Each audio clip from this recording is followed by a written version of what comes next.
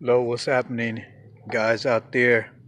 Uh, this is a '94 Chevy Astro van, and I had a coolant leak back here. I didn't know what it was till I got back here, and it turns out that it was the coupler to the heater hose, as you can see.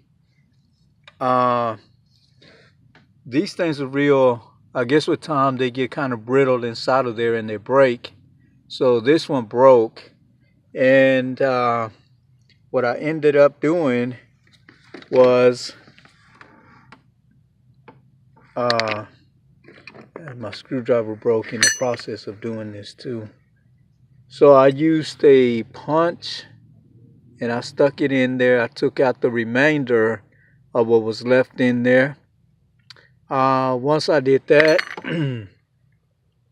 I went over to Harbor Freight and I got a tap and die set. The size that you're going to need is a let me see what size this thing is a half -14 NTP. Okay, that's the size of the tap that you're gonna need. This is a tap, and I put a socket around it. And then I came over here, I tapped it lightly with the hammer because I destroyed the threads in the process of trying to get it out, of trying to get the remainder out. So I put it in here, I tapped it with a, oh, this thing's standing up on its own, with a hammer lightly and rethreaded everything. Now when you do this, you have to be very careful that it goes on there very straight and that you don't mess it up, because if you mess up, you're gonna need a new intake manifold, and that's no fun. That's this whole area right here. Okay, so after that, everything else should be easy for you. But just one of the problems that I had was what size tap it was, and I read somewhere in the internet that it was a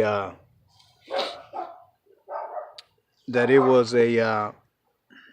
see, what size was that again? There was a half -14. And guys, I hope the video really helps you, because it certainly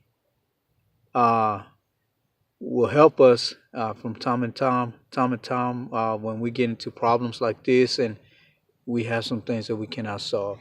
So there's the new threads, and now my sensor, or not my sensor, but my coupler threads right in there, and I should have no problems from here on.